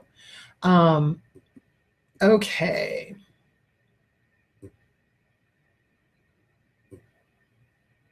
Okay, what are some criteria for a good rehab facility? They care about their clients. They are not just about the Benjamins. So there are so many of them out there that, you know, oh, we care about our clients, but they don't have a program listed like this is exactly what we do. Day one, we're going to be doing this. Day two, we're going to be doing this. You want a facility that is going to talk to, you know, the family, the friends, whoever is getting, you know, going with this rehab or this intervention, to know exactly how it's going to go. Do they have family night or family, you know, therapy? Do they encourage people to go to AA? Do they have AA meetings there? Do they work on the 12 steps? What are they doing? You know, And there's a lot of chi places that, it's like a fucking spa. They charge like thousands and thousands and thousands of dollars, but they really don't do much. I mean, it's like, sure, you get your own private room, and sure, you've been chemically detoxed, but are they working on the mental health issues that drove you to the drugs or the alcohol or the sex addiction or the internet addiction or the food or whatever in the first place? So you want a facility that actually tells you, okay, this is day by day. This is what we do. And yes, here's our family stuff, and we want you to be here, and we encourage the family to be. That's what you're looking for. You're looking for that. And you're looking for people who care about other people. You're not looking for, cattle herding. You get them in and out as quickly as possible and do as little as possible. That's what you're looking for. You're looking for facilities that are open with what they do. What do they do? There's a whole bunch of facilities out there. Oh God, there's one, and I can't think of the name of it, but the family poured thousands and thousands and thousands of dollars into it, and they never got a straight answer as to what exactly they were doing for their loved one. And the loved one came out and started using immediately. So it's like, really? What the don't get me started. So, all right. So yeah, that's, you want to know what they're doing. Who works for them? Who are the people running the group? Are these people peer support? Now, there's nothing wrong with peer support, but what I've seen a lot of facilities do is that they will turn it over to people who've been clean and sober for maybe a year, maybe 2 at the most, have no psychological background whatsoever, that are leading the groups. Now, that's great for support groups, but that's not so great if you're in there to work on the original issues, because you need somebody who understands psychology in order to do that. Hello. And they do that to save money, because they don't have to pay somebody who doesn't have a master's degree as much as they have to pay somebody who has a master's degree. So you want to know who their staff is. What is their experience? Where did they work before? You want to check them out 10 ways to Sunday, just like you would anything. So there that is. Okay.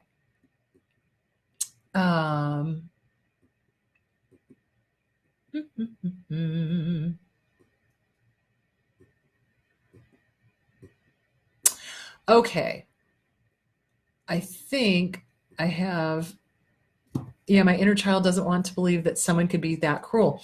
This is the hard thing. When we confront toxic families that have addiction, when we confront toxic families that have abuse, or both, our inner child doesn't want to deal with that. We don't want to believe that our parents did not, in fact, have our best interests at heart. And in a lot of cases, they didn't.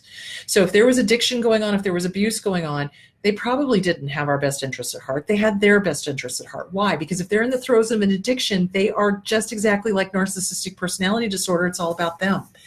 So they are at survival, and they are wanting their needs to get met, not necessarily anybody else's. So it is hard when we start working on the inner child work. It is difficult when we start confronting that, hey, things were not as I thought they were. That's why it's important to have support. That's why it's important to get with a good therapist to help you through all of that. So there's that. I hope that answered that question.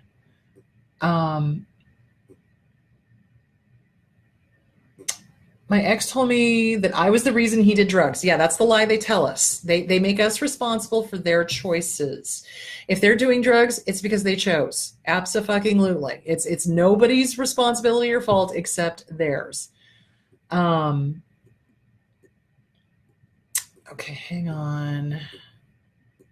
Question. I loved art, and I'm struggling to restart the hobby because my abusers created trauma around it. How to cope? Okay, so it's kind of like, oh boy, when we are dealing with trauma, when we are dealing with PTSD, whether it is complex post-traumatic stress disorder or PTSD, post-traumatic stress disorder, they try to take over our hobbies. They try to take over our loves. They try to take over our things that we enjoy doing because they want to ruin it for us. Remember, they want us dead, guys. I cannot say that enough. Just like drugs and alcohol eventually would like to kill us, so would our abusers, because we have something that they don't have, and they're jealous, and they want us dead because we're a constant reminder that we actually have a moral compass and emotions.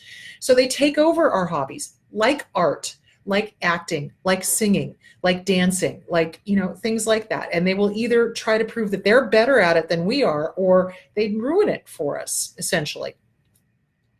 So the way to start doing that is the desensitization to it. So just like when I deal with somebody who's got extreme trauma involving a car accident. So I had a client one time that was in a horrific car accident, and she couldn't even get near a car because she would freak out. I mean, she could be a passenger in a car if she drugged herself and, did a whole bunch of breathing, but she had a really hard time driving the car. So we had to do desensitization therapy. So it was basically getting her to go out and touch the car at first, and then getting her to go out and sit in the passenger seat, and then getting her to sit in the driver's seat, and then eventually at some point having her drive around the parking lot. It took a long time. So you do desensitization. So you go do the thing that you love in tiny, tiny little steps until you make it your own again. And that's what she did. And eventually she was able to drive her own car. And it took a long time, but that's what you have to do, because they try to make it theirs. So you don't. So you go do what you love in tiny little steps, and you keep reminding yourself, this is my passion. Fuck them. This is my passion. I get to own this. This is mine. Fuck them. Do you see where I'm going with that? So you just work on it in tiny little steps until you get back to doing what you love, because it's yours and it always was yours. And their lie is that they took it over. So nope, they don't get to do that. So tiny steps. Okay. No, don't send it to them. So when you do the goodbye letter, you do not send the letter to them. You do not. You do not send the letter to the person. You do not. There's a couple of things you can do. You can either put it in the mail and send it to yourself, put it in the mail, send it to your therapist, or you can trot it out to the barbecue, read it out loud once, burn it, let it go. You never, ever, ever send your goodbye letter to the person that it is directed at, ever, because it's not for them. I cannot say that enough. It's not about them. It's about you cementing in your head that this is not what you want. That's why it's a goodbye letter. It's you saying goodbye to all this crap. So you do not send it to them. You either send it to yourself and then burn it, or you trot it out to the barbecue and read it out loud once and then burn it. That's what you do. Okay. All right. Yeah, we were conditioned to buy the illusion. We absolutely were. We absolutely were conditioned to believe the illusion of the abuser, because our toxic parents set us up for that. Absolutely. Okay, let's see.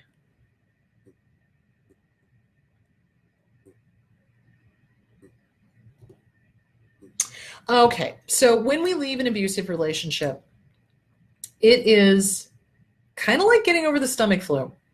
So whatever that food was that you ate the last time you threw up, you're probably not going to enjoy for a really, really, really long time.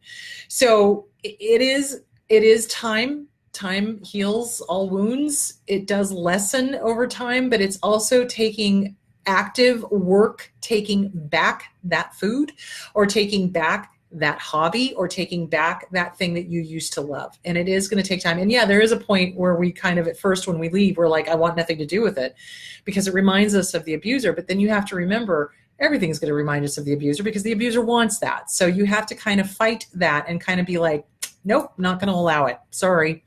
So yeah, take yourself back. Take yourself back. It's your right.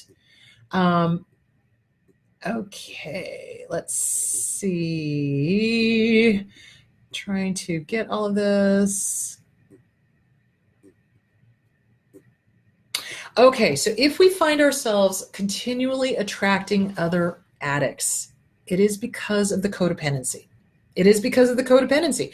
It's also because of the familiarity.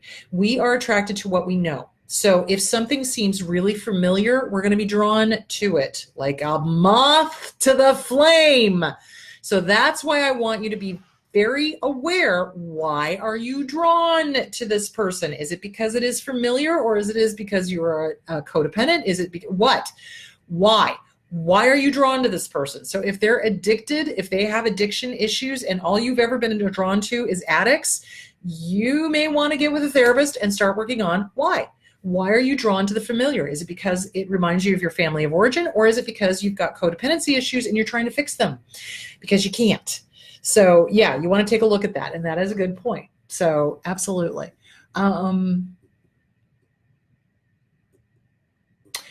Yes, people who are addicted, may not know that they have an underlying mental health addiction. So for example, when I work with people who come in, like I said, and say that they're on an upper and a downer, that's when I say, have you considered that you have bipolar? And then they'll look at me and go, people have told me that before. And I'm like, okay, we need to get you clean and sober so we can kind of figure that out. So yeah, they may not know that they've got an underlying mental health issue going on, which is why you've got to get the addiction handled first, get the drugs off first, get the alcohol off first, so that you can figure out what other issue is going on that drove them to the drugs and the alcohol in the first place. Absolutely.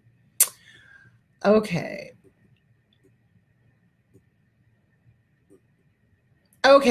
What about when we feel sorry for them? Okay. So addicts and abusers both play the guilt card. Addicts and abusers both want everybody in the family or all of their friends to enable them so that they do not have to be responsible for a single goddamn thing that they think, say, or do. So you can't. You can have compassion for them, and I'm going to talk about idiot compassion yet again. So there is a difference between having compassion for another sentient being and having idiot compassion for another sentient being. So having compassion for somebody is going, wow, I see your suffering. I see that this is miserable. It sucks. I got it. I hear you. And I do not have to be the target of your abuse. I'm not going to allow myself to be drugged down by your condition. Okay. That's having compassion for someone. I can offer help. I can show you the light, but no, you're not going to mess with my life. No, you're not going to hurt me. I'm not going to allow it. Idiot compassion is where we go, oh, but I feel sorry for them. And so I am going to kill myself trying to heal and fix them. And I'm going to involve myself in this, that, and the other thing. And I'm going to deplete my resources trying to fix this person. That's idiot compassion. No, you don't do that. Do they play on that? Absolutely. Do they play the guilt card? Yes. Do they try to make us feel guilty that they're not doing well? Yeah, absolutely. And guess what? Ultimately, they are responsible for their own wellness or not. So you can help people and have compassion for them, but still not kill yourself doing it. So if you're killing yourself trying to help somebody, that's codependency. That's idiot compassion. Don't do it. Okay. Oh, dear Lord. Okay, so what do you do if the family is just enabling and the victim and okay. So and they're doing a smear campaign. No, you cannot fix it. So if somebody else is using, even if it's a sibling, you cannot fix it. If they're adults, it's up to them to stop. And it's up to them to be honest. And if the rest of the family is enabling and playing the whole flying monkey game, get out, save yourself. You cannot fix it. You cannot change it.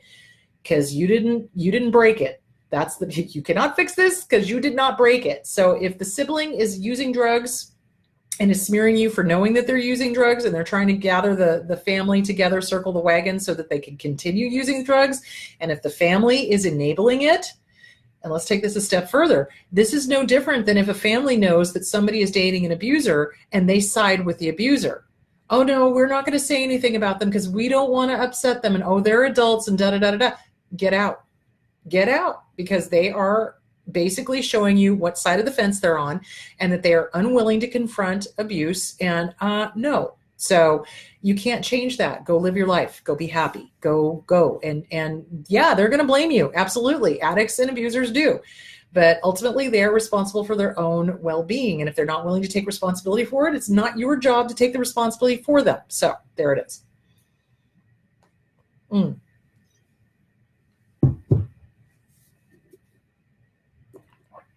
Okay. Yes, you also want to do a letter reminding yourself of the abuse that you've gone through so that you don't get susceptible to hoovers. And drug addicts and alcoholics do this too. See, the similarities, when somebody's in the thrall of addiction, they act just like a narcissistic person. They act just like NPD, narcissistic personality disorder. Because when they want something, they'll come back to the family or come back to the friends or come back to the romantic partner. Oh, baby, I'm working on it. I'm not drinking as much or I'm not using as much. It's going to be different. blah, blah, blah, blah, blah. And abusers do that too. Hey, baby, I've changed. Everything's good. It's, I recognize the error of my ways, yada, yada, yada. But they're hoovering because they want something. They're hoovering because they need something, either shelter or money or food or whatever. And in the case of a narcissistic personality disordered person, it's supply. So yeah, be aware of that.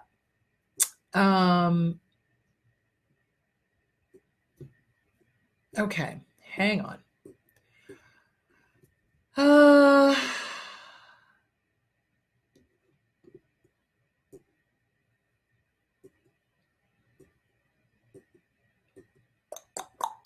Sorry, there's a lot. Okay. What are my thoughts about judgment and narcissism and how we view judgment? Is that negative thoughts? How does that all relate? Can judgment keep us stuck? Okay, so here's the deal. Generally, when we've come from an abusive family or a toxic family, there is a lot of judgment. It's like you can't make a move without being judged. It's especially if you've got a family member that is in the thrall of addiction, and they're doing that whole perfect picture thing. It's like, and worse, if they've got the whole narcissistic personality disorder thing going on, they're the ones that judge you for being different. So if you do something different, I think I used this example last week or the week before, if somebody's making grilled cheese with mayonnaise instead of butter, and the person with the disorder always made it with butter, they're going to sit there and be like, well, why are you doing that? Why are you doing that? Why are you doing that? Why are you doing that? Like mean, judgmental, like you're doing it wrong, when in fact you're not, you're just doing it differently. So judgment plays a huge role in our development if we come from a toxic family where there was addiction, where there was abuse. And yes, we are hypersensitive to criticism, you absolutely bet. And then, though, the abuser or the addict will use that against us and say that we're too sensitive. Oh, well, you're just being too sensitive. I was just kidding. If you hear those words come out of somebody's mouth, they were not kidding. They were absolutely 100% serious. It's a way to be passive aggressive, and that's how they cloak what they're really thinking and feeling. So they will tell people, little kids that come out of those kind of relationships, oh, you're too sensitive. You're too sensitive. I was just kidding, blah, blah, blah, blah, blah. But we become hypersensitive to criticism because that's all we've heard. We've heard all of this judgment. So really our task is to stop the abuser in our head, the stuff that we got from mom and dad or whoever the caregiver was. And that internal dialogue is what judges us and sits there and goes, you're bad, you're wrong, you're bad, you're wrong, you're bad, you're wrong, you're doing it differently. Why are you doing it differently? Blah, blah, blah, blah, blah. That's why we've got to be aware of the inner critic. And Richie Grannon talks about this as well. And we've got to tell this thing, thank you for your input. Shut the fuck up. Why? Because you're the boss. You say so, and you replace it immediately with a positive. Again, why? Because I fucking say so. Period. So yes, judgment plays a huge role in adult children of alcoholics or adult children of addicts. And this is something that we need to confront and work on and put back on our abuse or our abuser, and recognize that internal dialogue is not necessarily ours, and that a normal, healthy internal dialogue is kind and gentle and encouraging and a good parent, a good mom, a good dad. It would be like, hey, go you got this, that kind of thing. All righty then. How are we doing on time? Okay, so we're not quite at 2 hours yet. All right. Oh, you're very welcome. What about visualizing, cutting the cord? Okay, so I am very big into guided imagery. I love guided imagery because I'm a very visual person, and I think it helps clients a lot. And there's a lot of really good guided imagery stuff out there on YouTube. So when we are severing ties, physically, metaphysically, emotionally, and otherwise, with our abuser, sometimes it helps while we are doing the, letter writing, the goodbye letter, the whole thing, if you do a visualization. So let me just walk you through one really quickly, because that actually would probably be another entire tape. But tape, you know what I mean?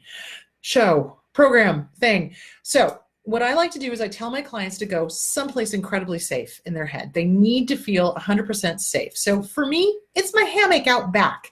I just imagine myself sitting in my hammock and I'm just rocking back and forth and oh, wow, and there's a cool breeze and ooh, listen to the music and oh, isn't that awesome? And I feel 100% safe.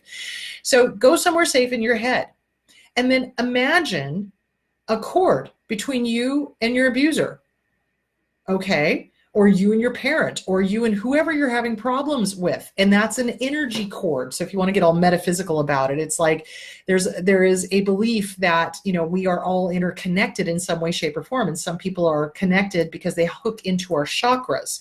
So if you see an energy cord between you and your abuser, and it's usually going to be the fourth chakra because that's our love center, then you either unscrew it and watch it slither back to the person it belongs to, or you can take a pair of imaginary scissors and cut it and watch it slither back to whoever it belongs to. And then you fill that in with whatever energy color resonates with you. Yes, I'm getting a little out there. Yes, it's a little woo-woo.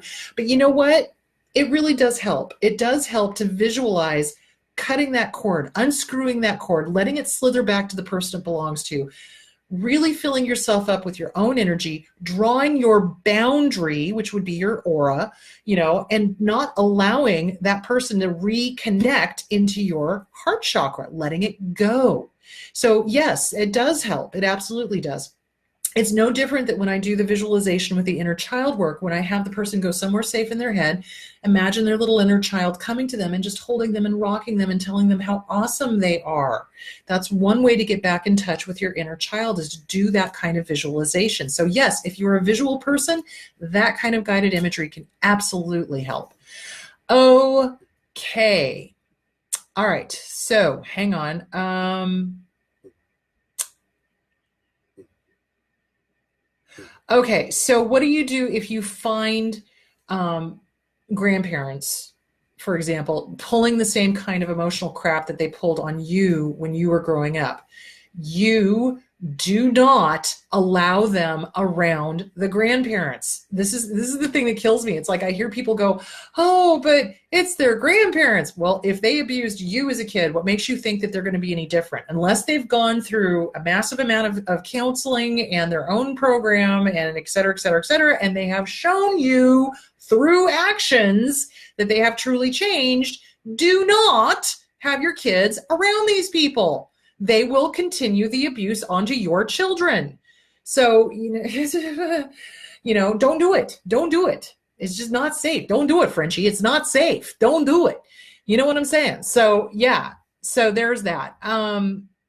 They'll perpetuate it on. Absolutely. And if they've got some sort of issue, and this is the other thing I have seen truly disordered parents do.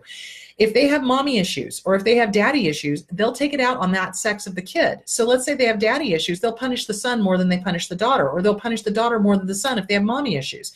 You don't want that. Your kid doesn't need that. Your kid does not need it. They do not need a disordered grandparent. They don't. So you are perfectly within your rights to be like, no, I don't want them around. I don't want this to, happen to my kid. Absolutely.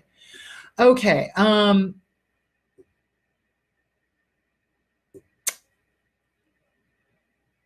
Okay, wait. I did not initiate the no contact. Is it normal to envision being sucked back in, though you don't want that? Okay, so when we are in the beginning part of leaving a relationship with an abuser, we oftentimes fantasize about them coming back to our lives. Why? Because we are stimulating the endorphins, dopamines, and serotonins by bringing that person up into our imagination and going, what if? What if they changed? What if they did this? What if they did that? And it gives us that rush. So as soon as your brain goes, oh, I want to think about them. Oh, I want to think about them hoovering me. That's when you have to thought stop and go, lovely thought. Thanks for playing. I'm not inviting you in for coffee. Bye-bye now. Bye-bye. And I'm now going to focus on me. What am I working on? Where's my self-esteem at? How's the inner child workbook doing? Did I write those letters? How about I do a letter about all the rotten things they did to me and put it somewhere where I can see it? So it's the addict in us. It's our way of stimulating the endorphins, dopamine, serotonins, that positive intermittent rewards, to keep us hooked. So you've got to stop imagining, fantasizing, dreaming, daydreaming about your abuser. You've got to stop it because you're just prolonging it. Just like with an addict, if you keep thinking about the rum or the tequila or the alcohol or the meth or the, crack cocaine or whatever, I can't. So heroin addicts, a lot of addicts do this, before they even use, will pass out just from the mere idea of using.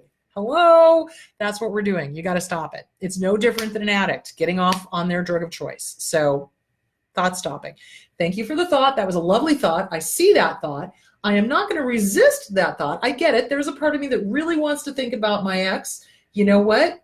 This is not healthy for me. And instead, I am choosing to work on, inner child. I need to do some visualization. How about some guided imagery? Yeah, thank you for that thought. Not inviting you in. Bye-bye. Now, it's different than a thought comes up and we resist it. So when we resist a thought and we go, I don't want to think about it. I'm not thinking about it. I'm not thinking about it. I'm not thinking about it. I'm not thinking about it. I'm not thinking about it. I'm not thinking about it. What am I thinking about the whole time? As opposed to going, yep, I see you, motherfucker. Good one. Not going to allow it. I choose not to. Does that make sense? So you want to not resist it. You want to acknowledge it, but you do want to make sure that you keep floating it down the Ganges and don't invite it in for coffee. So there that is. Okay. This may sound silly, but today I was listening to the song Happy, and for the first time in weeks, I found myself dancing. I want to imprint the H word in my head again. Yes, absolutely. Oh, and speaking of song, guys, John found this song, and he was like, you've got to listen to the lyrics. And it's called, you're going to laugh, it's called Do, Re, Mi, Fa. I'm so fucking over you. And it's by Black Bear, and it's awesome. And it's all about an abusive, bad relationship with a female abuser. And I loved it. I was like, yes, yes. Oh my God, yes. Oh my God, yes. And the lyrics are just hysterically, Do, Re, Mi, Fa. I'm so fucking over you. Anyway, by Black Bear. If you have not heard it, you should listen to it. It's the same thing with Dua Lipa. Dua Lipa? Is that how she says it? Because her songs are all about that too. And it was so empowering to listen to this. And I'm like, yes, because this happens to guys too. And it happens in same-sex relationships. Everybody seems to think that a female cannot be a narcissist. Yes, they can. They can absolutely be an abuser. If you know anything about Joan Crawford and read Mommy Dearest, they absolutely can be abusers, and they absolutely can be bad romantic partners and abusive in a romantic relationship. So yeah, I just want to validate that. So yeah, it's a great song, Do, Re, Mi, Fa. I'm so fucking over you, by Black Bear. Listen to it. It's awesome.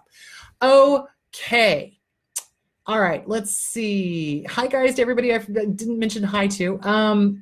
Okay, I'm just trying to make sure because I'm getting towards the end here because my voice is starting to go. If you could do a show about, good God, phobias and social anxiety after narcissistic abuse, that would be a good one because we do have a lot of phobias and we do have a lot of social anxiety and we do have a lot of fears that got shoved into our heads, especially if the abuser was a parent, because it's a control. It's a way to control us by keeping people fearful. So that would be a really good idea. I also want to mention that I am not going to be doing a show next week. Next week is July 8th, I believe. So I will not be doing a show next week. I will do one the week after, just to let you guys know, because I'm going to be somewhere where there is no phone service and no internet, and I cannot wait. So, because it's like, I don't have to answer the phone. This is awesome. So yeah, so there will not be a show next week, but I'm thinking that that's a really good one to do the week after. Okay, hang on.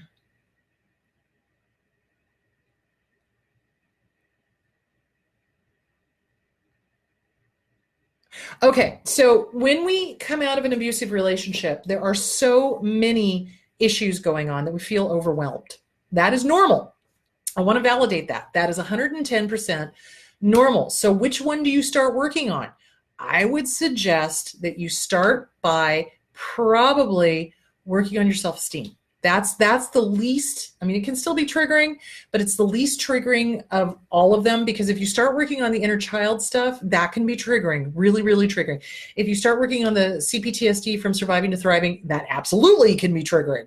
Self-esteem can be triggering, but that's a good place to start. And then probably the disease to please. So getting you back, then working on your boundaries, and then tackling some of the more heavier things would probably be a good place to start if you're doing it without a therapist. So that's what I would suggest. And just make sure that, again, find your tribe, guys. If you're having difficulty and you need help, reach out to each other. Working on this stuff is not easy. It can be very daunting, and it can be very triggering. So, make sure you have a safe place to vent, or somebody you can pick up the phone and go, talk me off the ledge, or whatever, So yeah, I would start with the self-esteem workbook and then probably move to the disease to please. And then once you get those two things in place, then start working on the inner child and CPTSD. So, because those two can be really super, super triggering. Okay.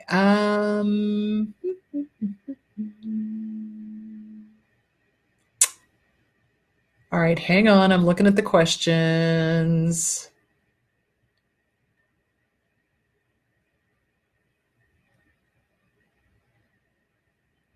Yeah, the Hoover is not real or sincere, and they make it sound like, oh, baby, I've changed, I'm different, I've gotten help. Yeah, right. It'll be different this time, it'll never happen again, blah, blah, blah, blah, blah, blah, blah, blah, blah. Yeah, absolutely. No, you're not escaping if you're feeling happy music. We have to, guys. It's important for us to get our joy back, because our abusers have ripped our joy from us, and they want us to be upset. They want us to be sad. They want us to be depressed. They want us to be suicidal, because remember, their ultimate goal is they want us dead. So yeah, listen to happy music. Watch the Robin Williams comedy thing. Do whatever you need to do to get those good endorphins and dopamines going again with happiness. Absolutely. There is nothing wrong with that. Now, when it slips into denial is when we're in the middle of an abusive relationship and we're sitting there going, no, everything's fine. Everything's great. There's no pink elephant taking a shit in the corner of the living room. That's denial. When things are absolutely not fine, absolutely not great, there is a pink elephant taking a shit in the corner of the living room, and we're denying it. That's denial, guys. Or, oh no, I'm perfectly happy. I'm great. I'm fine, even though I have no family or friends anymore because my abuser has made sure that I'm not in contact with them. What? Yeah, that's denial. So working on your happiness when you get out of an abusive relationship, that's not denial, that's survival. I don't know about you, but if you read my first book, What's Wrong with Your Dad, I would not have survived without Robin Williams, which is ironic because he ended up killing himself. He kept me from killing myself when I was a teenager because he made me laugh. I found the humor. I found the joy. I found the happiness. I found the happy, and the fact that he ended up then killing himself later on just crushes me. But if I could tell him one thing, and I think I did write him a fan letter, and I told him that, it's like, Robin, you saved my life with your humor and your joie de vivre and your love and your this and your that. And then, yes, we need humor. Absolutely. There's nothing wrong with that. There's absolutely nothing wrong with finding the happy, finding the humor, playing happy music. Absolutely. Find your happy again. Absolutely. Don't be afraid of that. Absolutely. All right. All right. Okay. How are we doing on time? Okay. We're just about done. Hang on. Okay. How do you know if the Hoover has really stopped? It never does. So prepare yourself. Hoovers can start from the second you leave them to way beyond, like 20, 30, 40 years out. I mean, unfortunately, there is no expiration date on a Hoover. So it's basically whenever they run out of narcissistic supply, whenever they don't have somebody to feed their ego, they will return to a previous target in order to get that narcissistic supply. So basically, you have to be aware that this Hoover could happen at any time. So it may stop for now, but then it'll start up again because that's the nature of the beast. So that's what they do. Yes, narcissists can do self-deprivation to mask, and those are usually communal narcissists. Those are the ones are like the Jim Joneses, the David Koreshes, that type of thing where it's like, oh, we are abandoning earthly stuff and things, and we don't want material goods, but yet they're all about the Benjamins. Isn't that funny? And or they're all about the power or the control or the whatever. But yeah, those are called communal narcissists. Yeah, absolutely.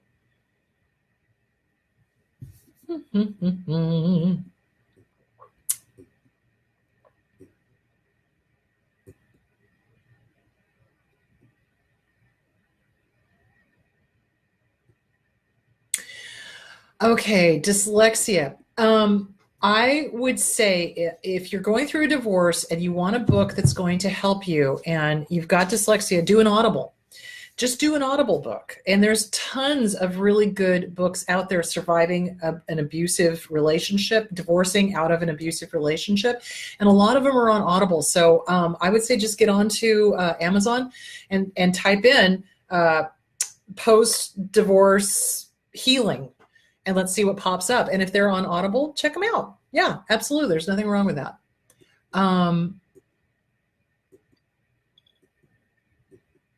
Okay. Yes, I can do one on the court system. I've done one before. So,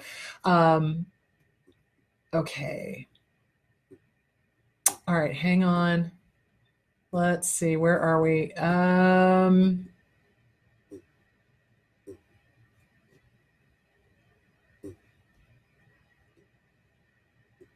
All right, hang on.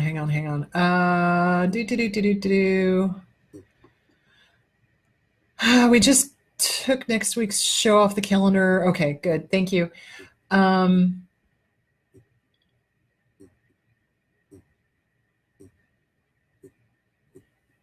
Okay, hang on. Sorry, guys. I'm trying to go through all these questions.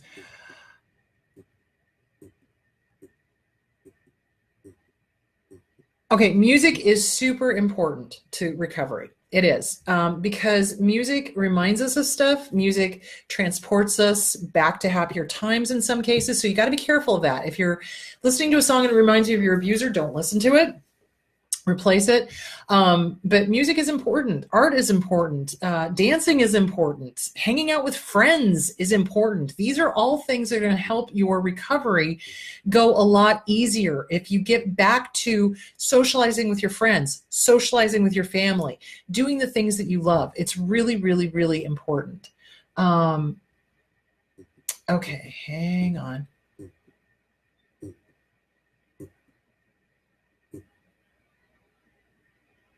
Okay.